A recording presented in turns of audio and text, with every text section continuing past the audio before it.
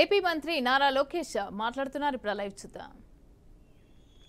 అమ్మ, ఒక మంచి పని చేయాలంటే పట్టుదల ఉండాలి, క్రమశిక్షణ ఉండాలి. బంగారు పాలని నేను ఎప్పుడు మర్చిపోలేను తల్లి. పాదయాత్ర దారిలో నేను కారు మార్గంలో వస్తే నాయకులందరితో మేము మాట్లాడతాం, చర్చించుకున్నాం. ఆనాడు ఏం హామీలు ఇచ్చాం, ఎలా హామీలు నిలబెట్టుకోవాలి, దానిపైన మేమందరం చర్చించుకున్నాం తల్లి. పాదయాత్రలో ప్రతి 100 కిలోమీటర్లకి ప్రజలు పడుతున్న కష్టాలు తెలుసుకున్న తర్వాత నేను హామీ ఇస్తాం జరిగింది. దాంట్లో భాగంగా మన ప్రాంతానికి డయాలసిస్ సెంటర్ కావాలని ప్రజల కోరారు తల్లి. కరెక్ట్గా 100 రోజులు, వాస్తవంగా నిన్నే చేయాల్సింది తల్లి. నేను ఇచ్చిన హామీ ఏంటంటే 100 రోజులు పూర్తయ్యే లోపల తల్లి. కానీ నిన్న బాబు గారు నాకు పని పెట్టారు తల్లి. అందుకే నిన్న రావాల్సింది ఈరోజు వచ్చా. 100వ రోజు నేను ఇచ్చిన హామీ నిలబెట్టుకున్నా. 5 పడకల బెడ్లతో ఏకంగా ఈరోజు డయాలసిస్ సెంటర్ మన ప్రభుత్వం మీకోసం ఏర్పాటు చేసింది తల్లి. తల్లి, ఈ సెంటర్ కోసం మన ప్రభుత్వం 3 కోట్ల రూపాయలు ఖర్చు పెట్టింది తల్లి.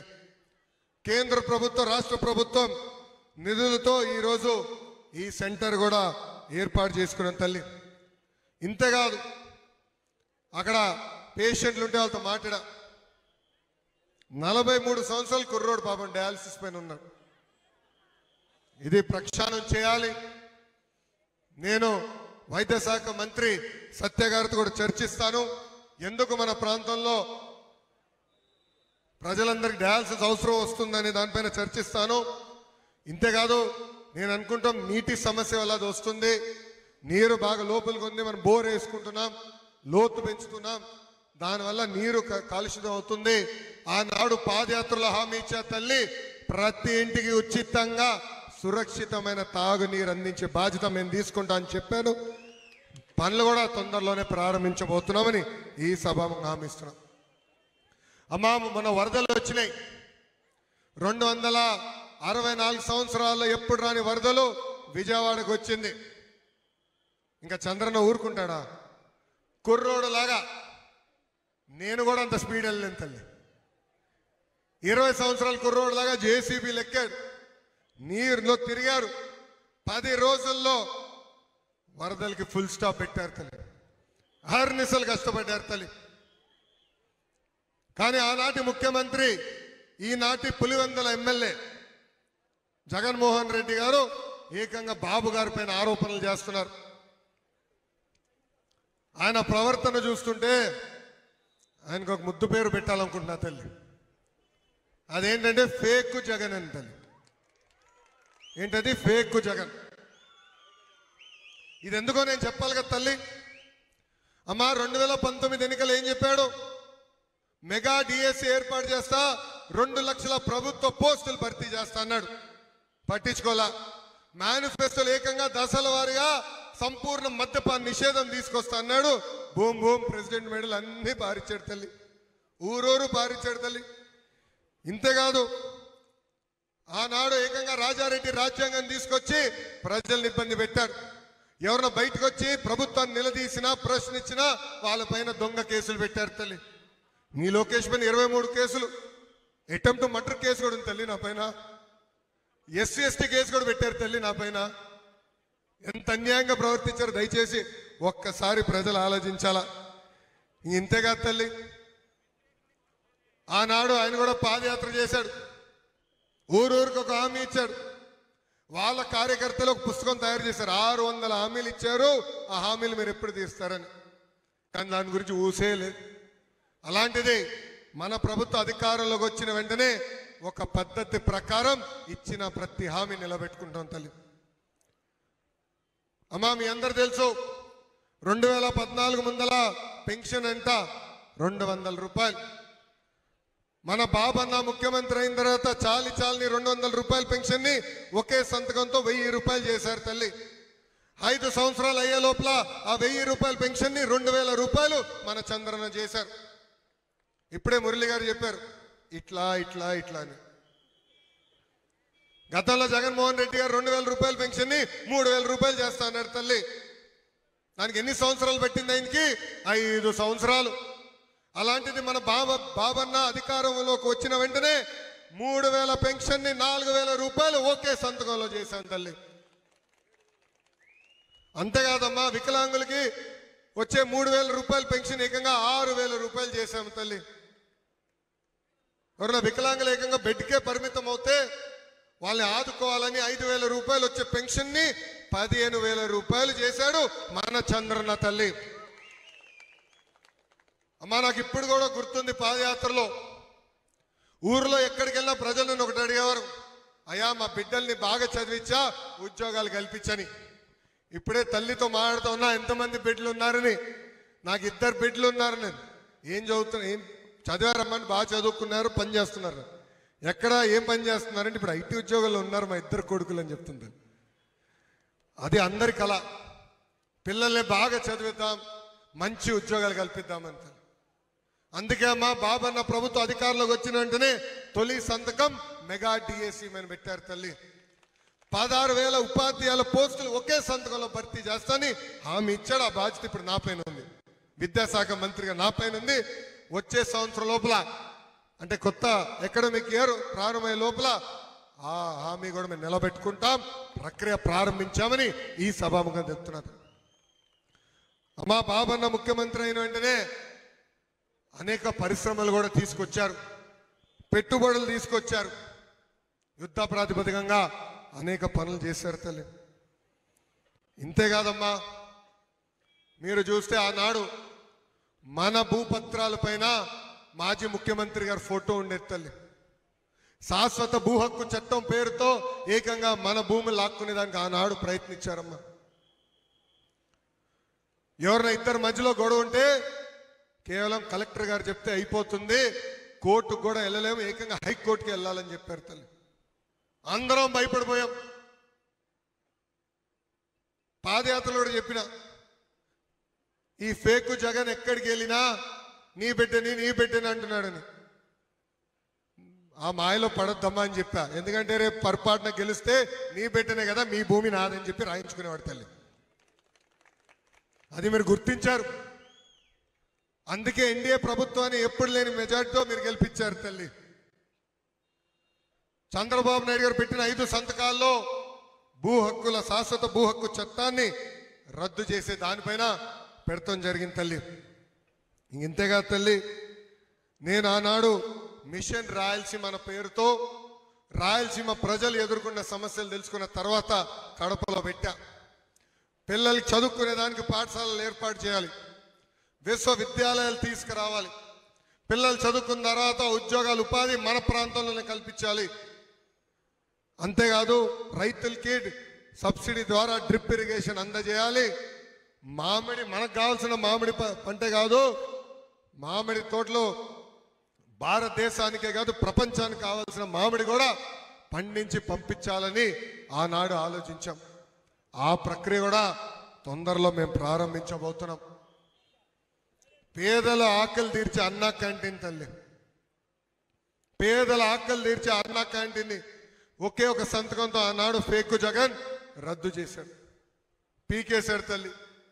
అదే బాబన్న అధికారంలోకి వచ్చిన మొదటి 100 రోజుల్లోనే మూతపడిన అన్న క్యాంటీన్ తిరిగి మేము ప్రారంభించాం తల్లి.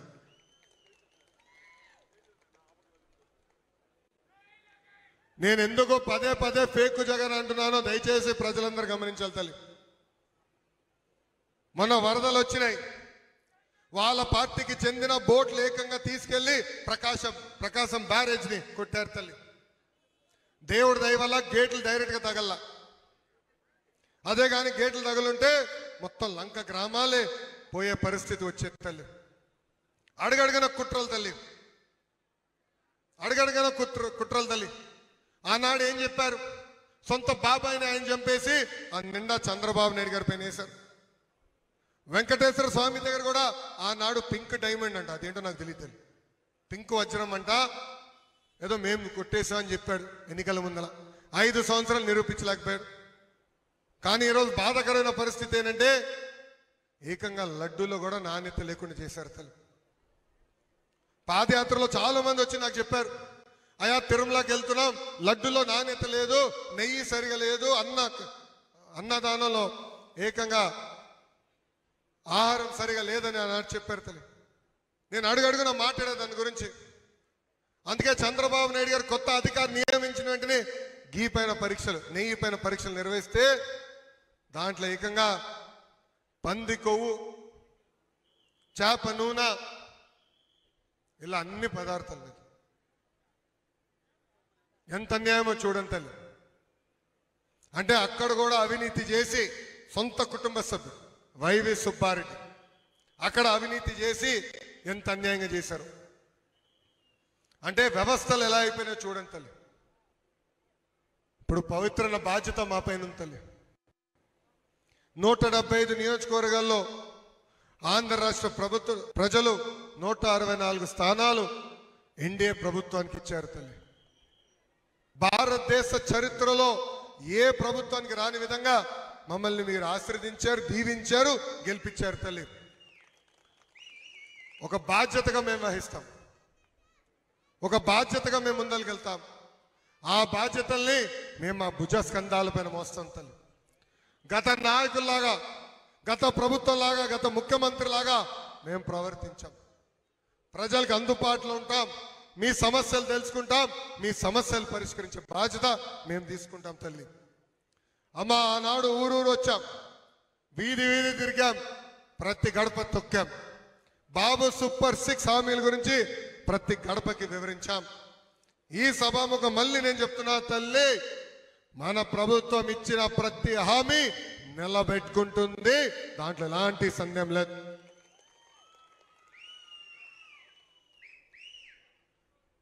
తిరుమల గురించి ఒక మాట చెప్పాలి తల్లి. నాణ్యన్న ఇక్కడనే ఉన్నాడు. చంద్రగిరి నియోజకవర్గంలో బహిరంగ సభ పెట్టుకున్నాం యువగలంలో.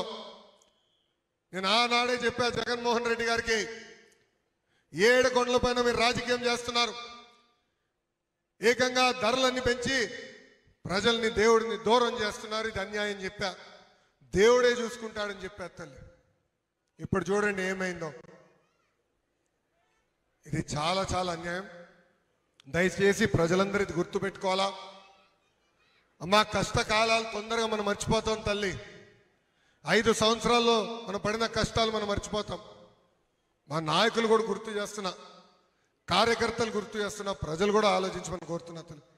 ఆ రోజు నిత్యావసర సరుకుల ధరలు విపరీతంగా పెరిగిపోయినాయి, మద్యం ధరలు విపరీతంగా పెంచేశారు. ఇవన్నీ ప్రక్షాళన చేస్తున్నాం తల్లి. ఒక పద్ధతి ప్రకారం ధరలు కూడా తగ్గించే బాధ్యత మన ప్రభుత్వం తీసుకుంటుందని ఈ సభాముఖం మీ అందరికి హామీ ఇస్తూ, ఇంకా పూతలపట్టు నియోజకవర్గం బంగారుపాలెం నా గుండెల్లో ఎప్పుడు ఉంటుంది తల్లి. ఇది నేను ఎందుకు చెప్తున్నానంటే, ఆనాడు నా పైన ఒకే ఒక డిఎస్పీ దాడి చేశాడు తల్లి. చాలా మంది పోలీస్ సోదరులు వచ్చారు, కానీ ఒకే ఒక డిఎస్పీ నా పైన దాడి చేశారు, ఇంకెవరు రాలా. డిఎస్పీ గారు ఆనాడు ఇతర సిబ్బందికి లాఠీ చార్జ్ చేయమంటే లాఠీలు తీసుకొచ్చి మా కార్యకర్తలకు ఇచ్చి వెళ్ళిపోయారు తల్లి. ఇది అన్యాయం, GO1 కరెక్ట్ కాదు, దానికి మేము పలకమని చెప్పారు, మేము అండగా నిలబడమని చెప్పారు తల్లి.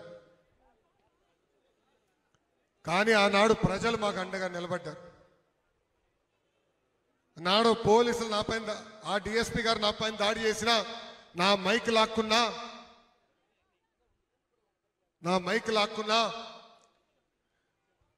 ఏకంగా నా స్టూల్ లాక్కున్నా, ప్రజలు నాకు అండగా నిలబడ్డారు. ప్రజలే నన్ను ప్రోత్సహించారు తల్లి. బంగారుపాలెం నుంచే ఆ దండయాత్ర ఏకంగా విశాఖపట్నం వరకు వెళ్ళింది. అందుకే బంగారుపాలెంని పూతలపట్టు నియోజకవర్గాన్ని నా గుండెల్లో పెట్టుకుంటా, కాపాడుతా, అభివృద్ధి చేసే బాధ్యత నేను తీసుకుంటానని ఈ సభాముఖ హామీ ఇస్తూ, నాకు ఇంత అద్భుతమైన అవకాశం ఇచ్చిన బంగారుపాలెం ప్రజలకి, పూతలపట్టు నియోజకవర్గ ప్రజలందరికీ పేరు పేరున నా హృదయపూర్వక ధన్యవాదాలు తెలుపుకుంటూ, తల్లి నేను ఇక్కడికి వచ్చింది నేను మాట్లాడేసి వెళ్ళిపోయేదానికి కాదు, మీ దగ్గర నుంచి కూడా వినేదానికి, ఇంకేం చేస్తే బాగుంటుంది తెలుసుకునేదానికి వచ్చాము. అందుకే ఇప్పుడు ఈ ప్రజావేదిక కార్యక్రమం ప్రారంభించవలసిందిగా అధికారులు నేను కోరుతున్నాం. అమ్మా, ప్రజావేదిక పేరు ఎక్కడి నుంచి వచ్చిందో మీ అందరు తెలుసా? మీ అందరు తెలుసా? 2014-19 మధ్యన చంద్రబాబు నాయుడు గారు నివసిస్తున్న ఉండవల్లి గ్రామంలో ఆయన ఇంటి పక్కన ప్రజావేదిక అని ఒక భవనం కట్టాడు తల్లి. అక్కడ ప్రజలు వస్తే వాళ్ళని కూర్చోబెట్టి కలిసేదానికి